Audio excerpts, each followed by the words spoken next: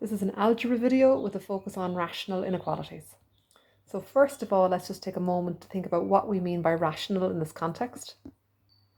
So we know that rational numbers relate to numbers that can be written as fractions, and rational inequalities are inequalities that have fractions within them.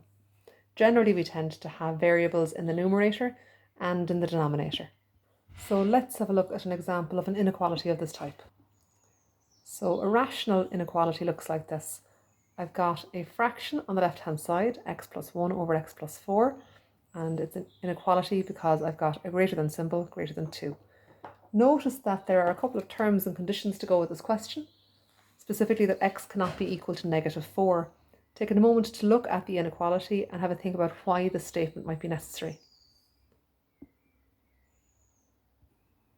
This is because if we had a result of negative 4, we'd have negative 4 plus 4, which would give us a result of 0 in the denominator.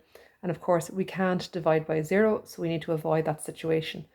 When we get to our solution at the end of this question, we'll just have to make sure that that is not arising.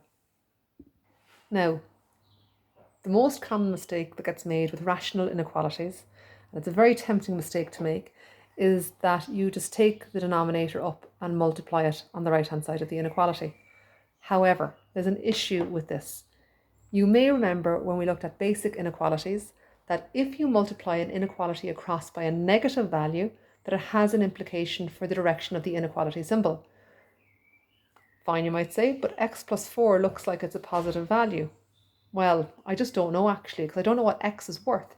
So say, for example, if x was 2, then I'd have 2 plus 4, which is 6. That's positive. Fine, I could bring it across and multiply. But imagine the x is minus 5. Well, then I'd have a negative 1 on the bottom, and that would have a knock-on effect with my inequality symbol. So I'm in a pickle because I don't know what x is, so I can't just bring the x plus 4 across and multiply. Watch out for that.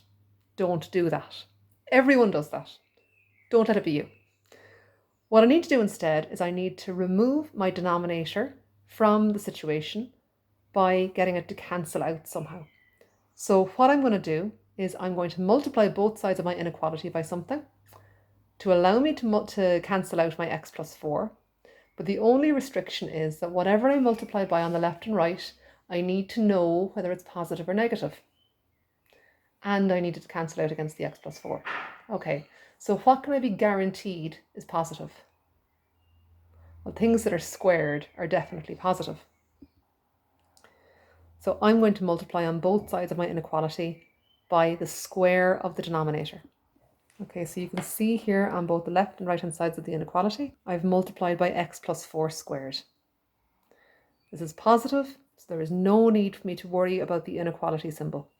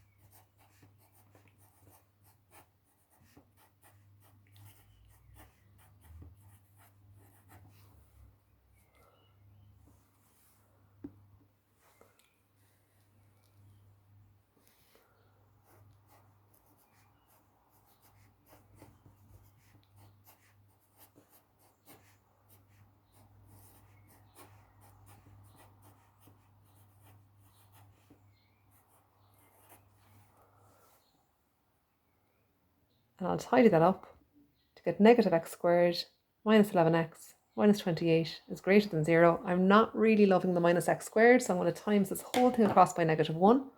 Remember, this means several changes. So it means I'm going to change the signs of my terms. What else is going to change? The direction of my inequality symbol. And now I'm going to finish this off exactly like we did with quadratic inequalities. So I'll factorize, I'll sketch, I'll write my solutions. Again, if you've gotten this far, pause now, try and do it yourself, and then play and see if you're correct. So I've factorized. My factors multiply to give me a value less than 0. I want to look at where the quadratic is below the x-axis as a result. So it's this quadratic that I'm sketching. It's a positive x squared, so it's a U-shaped curve. My roots are going to be -7 and -4. I want to be below the x-axis, so I highlight that portion of the diagram. Again, you can stick in those vertical lines if that helps you to decide on the direction that you're going from the root. And in this case, I'm to the right of -7, so x is greater than -7. And I'm to the left of -4, so x is less than -4. If you like, you can write this solution as x is between -7 and -4. Now let's just take a moment to look at our solution in the light of the way the question was phrased. The question clearly stated that x could not be equal to -4. Is this solution an issue? Do I need to reject it? Well, notice this symbol is a less than symbol. It means that I'm looking at values directly to the left of -4, but I'm not including -4 itself. So actually this is totally fine. This does not in any way clash with this result or this statement that we had in the question to begin with. The only thing I would have had to watch out for is if there was an equals part on this symbol here, I would have had to remove the equals part in order to avoid conflict with this x is not equal to -4 statement.